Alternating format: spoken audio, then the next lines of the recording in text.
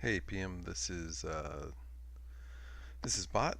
I thought I'd make a quick video for you, just sort of showing you how I did this last project. I probably won't go into the full detail of all the things that I did, but I can give you the basics pretty easily on some of the highlighted effects.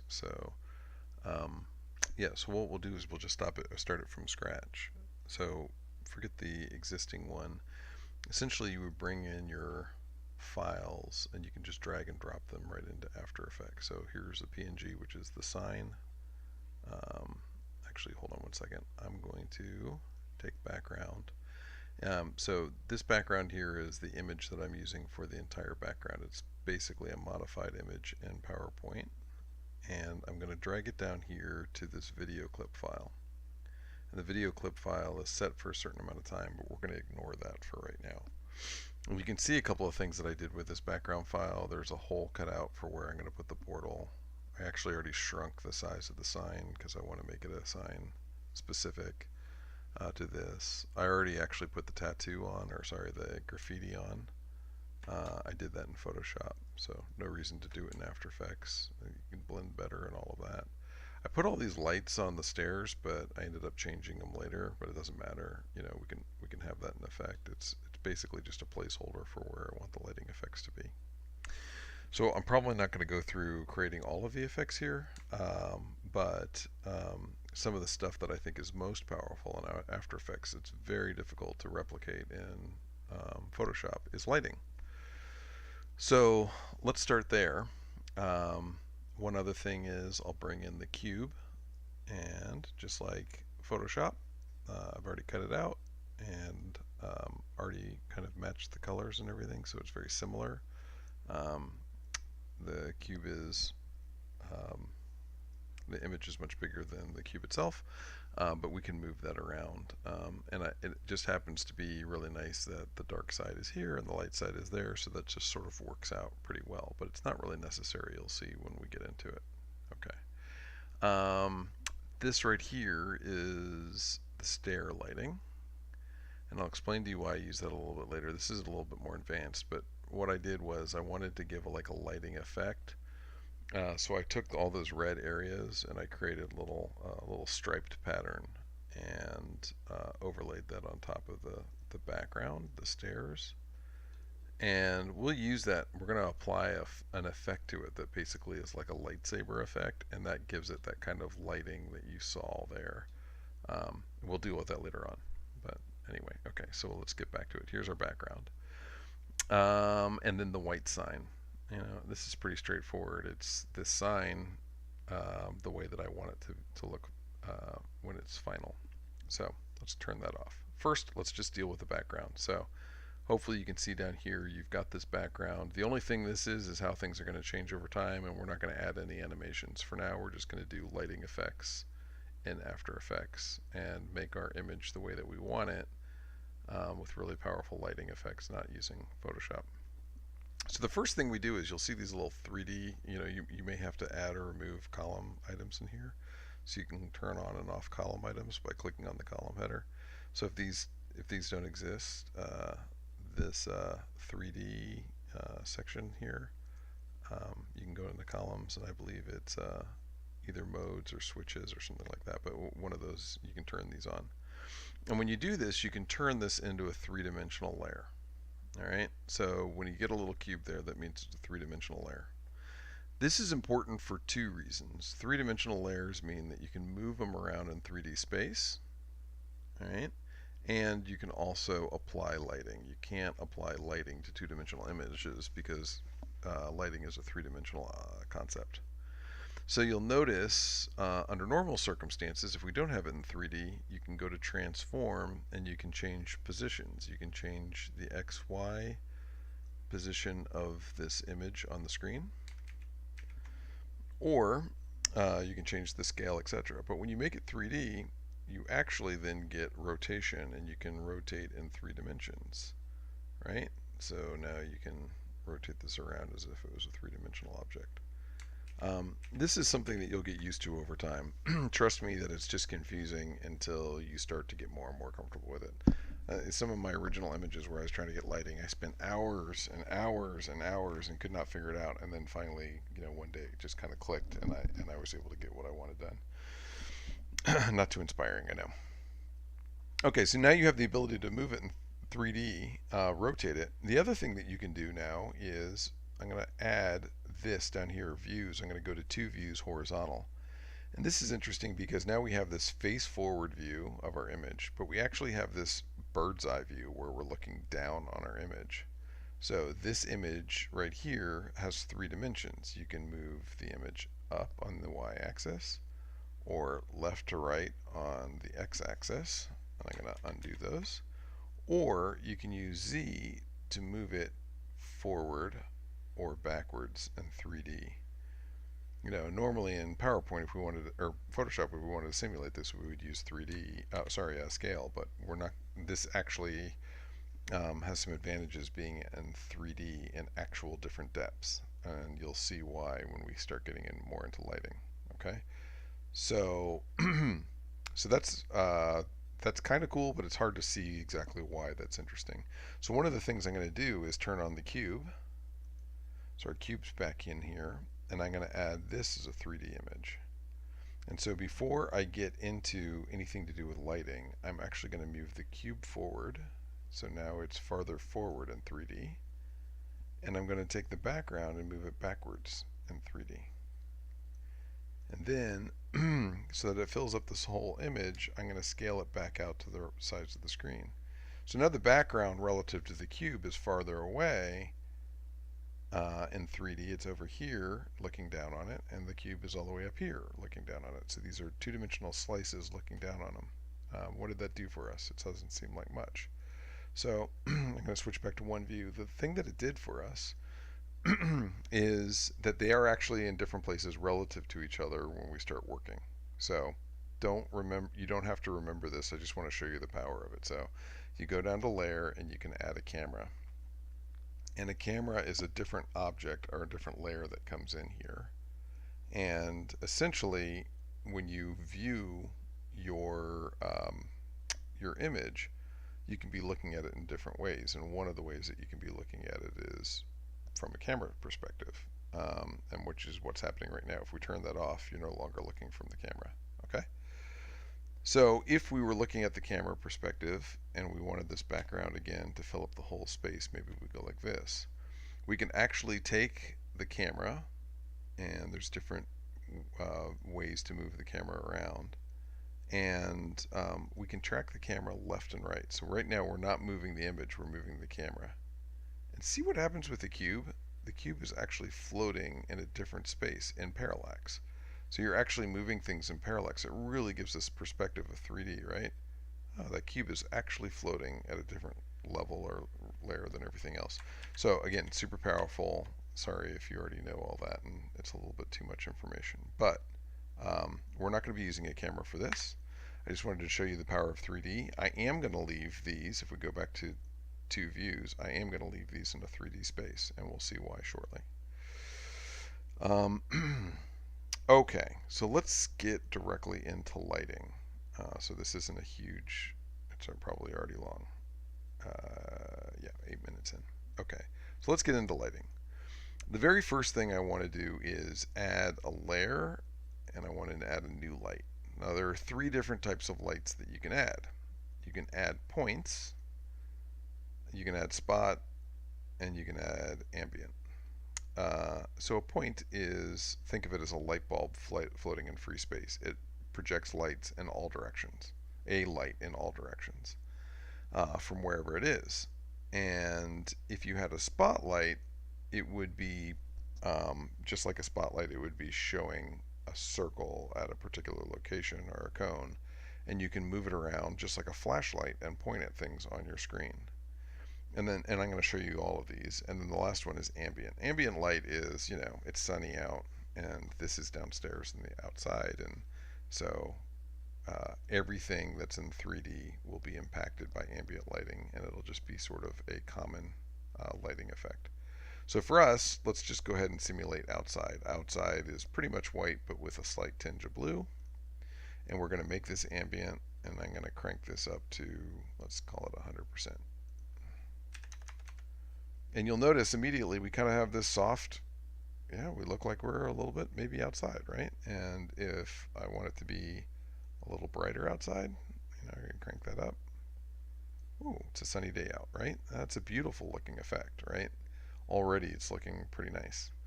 But instead we're going to be inside, and actually it's not going to exactly be dull, but I do want it to be a bluish effect because that's what Portal looks like, but maybe a little brighter, but very blue. Maybe not that blue. Maybe a little less blue than that. So it's got kind of that laboratory look. Okay, I'm going to move this back out of 3D for a second and just put on the one size image. Okay, so now the next thing is we have our sign. For the sign itself, actually by not making it 3D, it kind of has a really bright look on its own. But it's not enough because it actually should be projecting light all the way around it. But we're going to make it a really white light. It's very little blue, if any at all. So what I'm going to do is do a layer, add another light, and this time I'm going to make it a point. A spotlight would be too obvious. You would know that it was being pointed at it. So we're going to make this a point of light. It's just like a light bulb floating in free space. Make it a lot more white, maybe with a little coolness to it. And I've created this point of light. Now you'll see this point of light is just this 3D object that's floating there. It's not really clear that it's floating there until we look at it in two-dimensional space.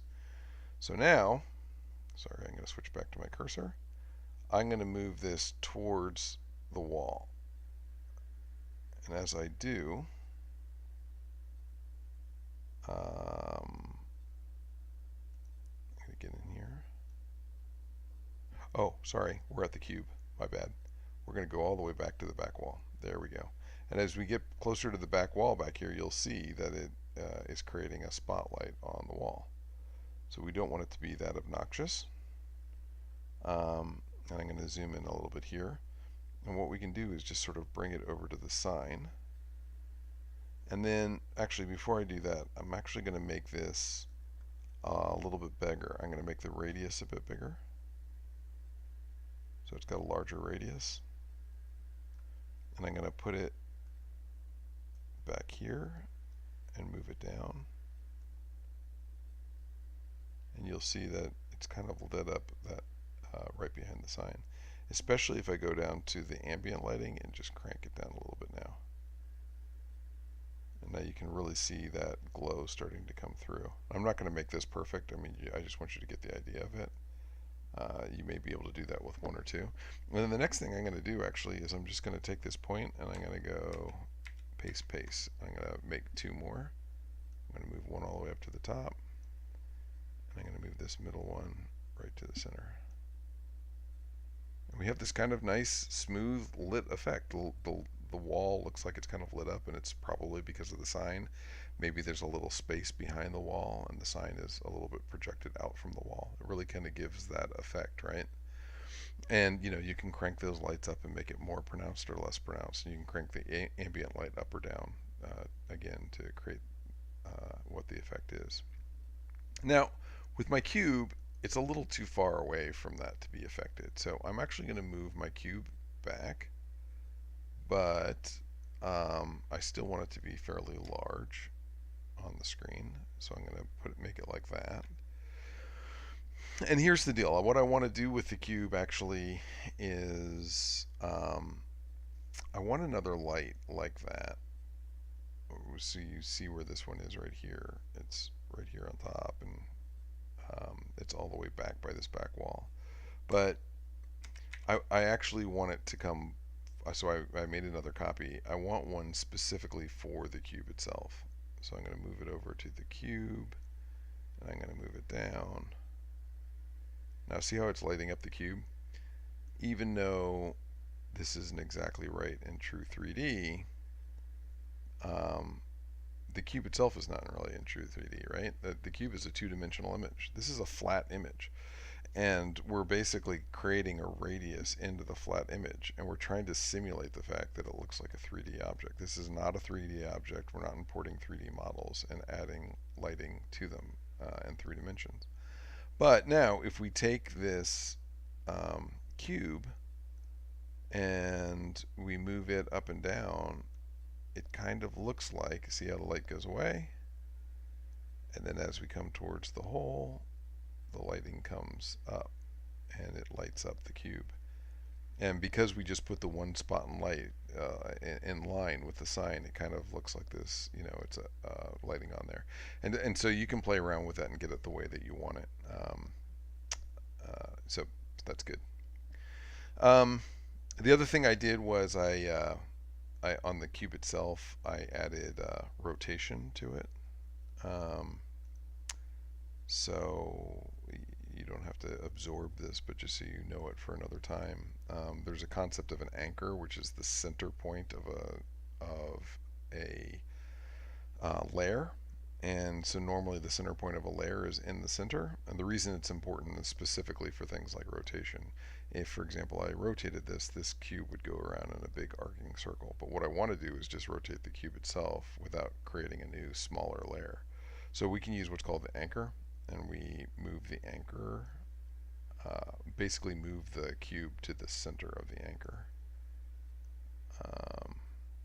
So now that's the center point of the cube. This is our rotation axis. Again, it doesn't have to be perfect. All right, now when I move the cube back out to position where it was before, if I go to rotate this whole layer, it'll actually rotate on that axis now. And that's kind of important if we want to add a rotation. Again, don't memorize that, right? See what's happening though. Now the cube itself is being rotated instead of the whole machine. So I did that so when it came in, I could add a slight rotation. I really thought the initial rotation of the object looked like it was laying on the ground, because it was.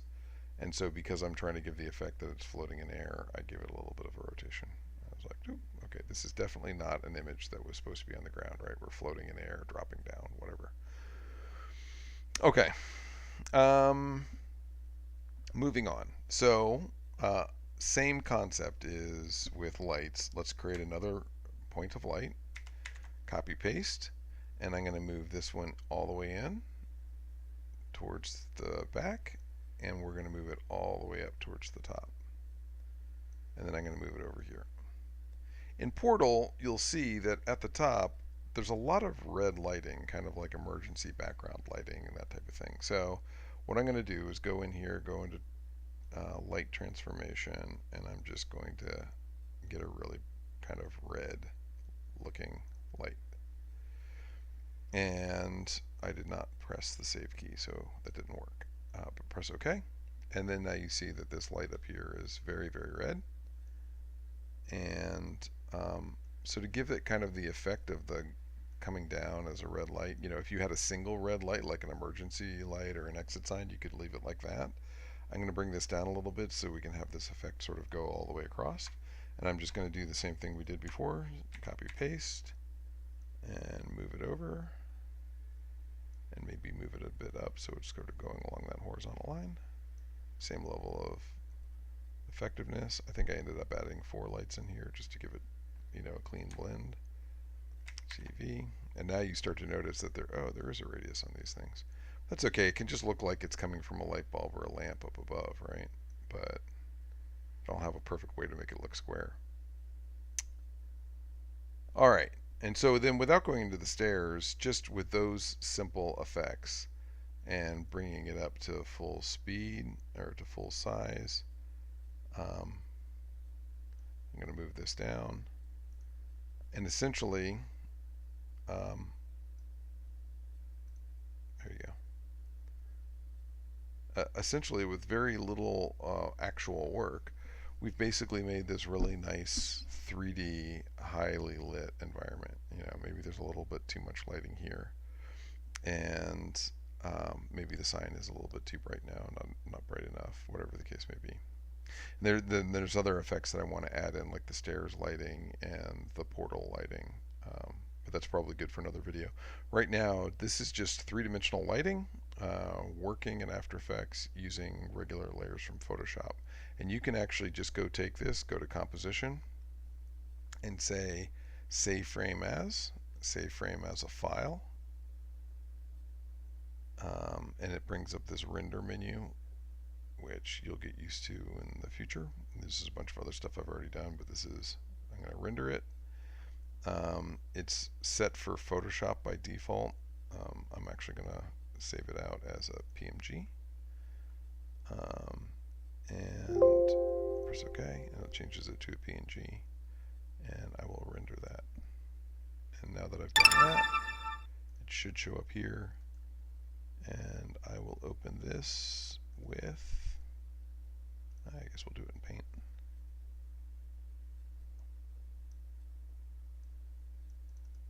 And there we go.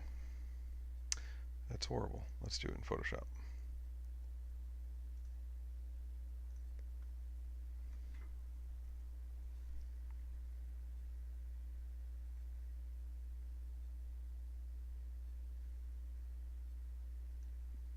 Alright. There you go. That looks familiar. So you can see that's still transparent down there. But if we zoom in, you know, we've got a really nice lighting effect going on here around this concrete. I mean, it genuinely looks like that sign is lit up from behind and in front. That genuinely looks like a really nice red light going on up above. And it genuinely looks like our ambient lighting is this inside lighting that, you know, is kind of dark as opposed to the outside lighting that this image originally came from. So very easy, very simple. Obviously the animation stuff is a little bit different.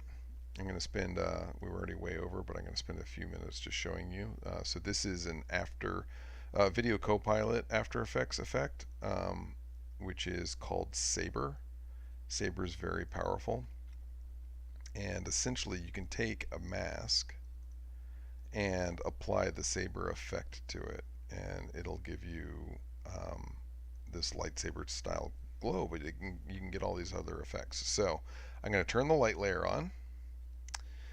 So you see these black lines back here where the light layer is, and it's moved around because of the 3D stuff, so I can move that to kind of cover the red lines where they were. Ooh boy. Yeah, sorry. Let's see if we can get that back. Okay, so because I messed with the 3D on the other background, it's not quite lined up exactly right. Okay, so the first thing I'm going to do is do what's called an auto trace. Again, this is a little bit advanced and for maybe later. So if we actually look at this image by itself, really all that's here, all the lighting off, all that stuff off, is just these lines.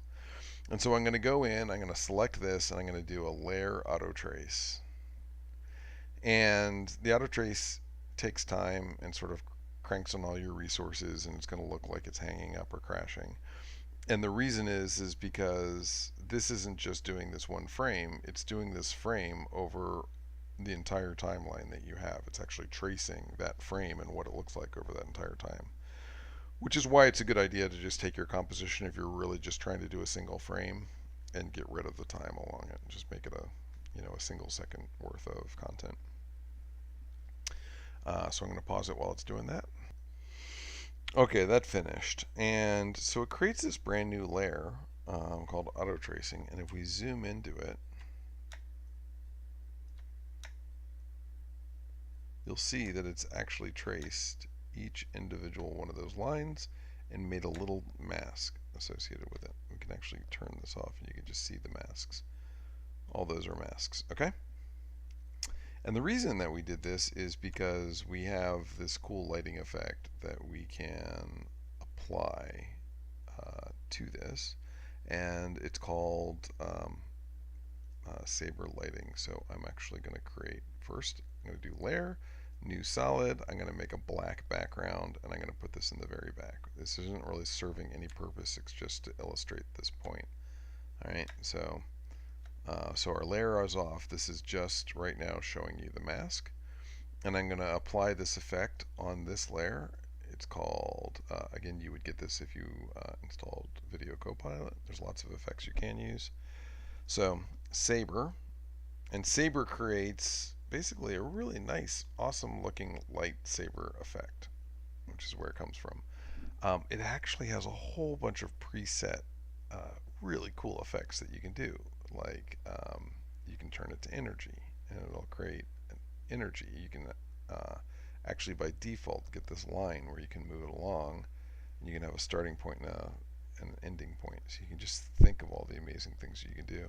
If you look back at some of my stuff, you'll see like the mushrooms and other ones that I've done where these effects are being applied to it.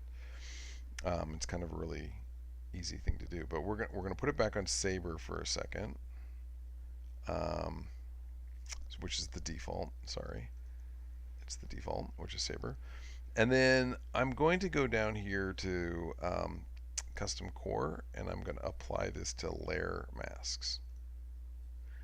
And now it's created, I'm going to back off of this, but it's basically applied that Saber effect to every single layer there. And it's way too much, right? You can see that it's just overpowering.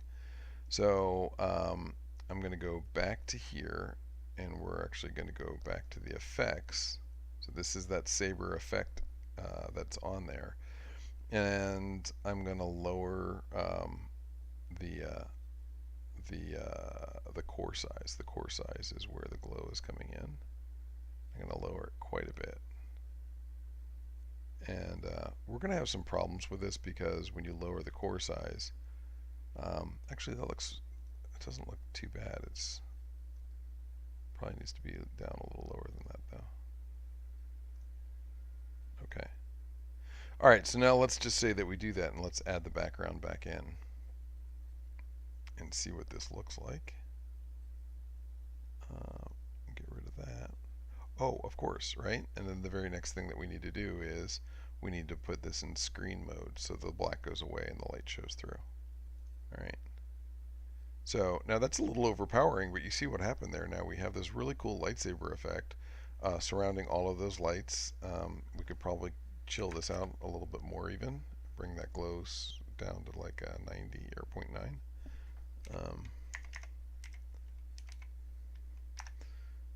Chill it out just a bit more. There you go. Yeah. So, and then if we turn on all of our light effects back on, so we select all of these and turn everything back on and let it render, you'll see that it sort of fits into the rest of the scheme. And now, one of the things I should probably do is just bring this cube right to the front so it's no longer in the background. Another thing I could do here now that I've done this, and it's so bright on those stairs, is I could create another light source back there and have it shine on the cube so that when the cube drops by, it'll pick up that lighting. Okay, I think that's a really long video, and there's a lot of different things that we did there. There's obviously a lot more cool effects that we could do. This portal actually here is using that Saber effect too, with just a different one. I think it was Energize or Fusion, and I played around with the settings till I got it where I wanted it to be. And then of course it's a transparency, so I just took this image and made it transparent in the background, so it looked like more of the maze was visible. Alright, I hope that was helpful. Very long, but let me know if that helped you in any way, and it was if there's something more that you're interested in knowing, or you want to show me a particular project you're working on, I'm happy to problem solve it.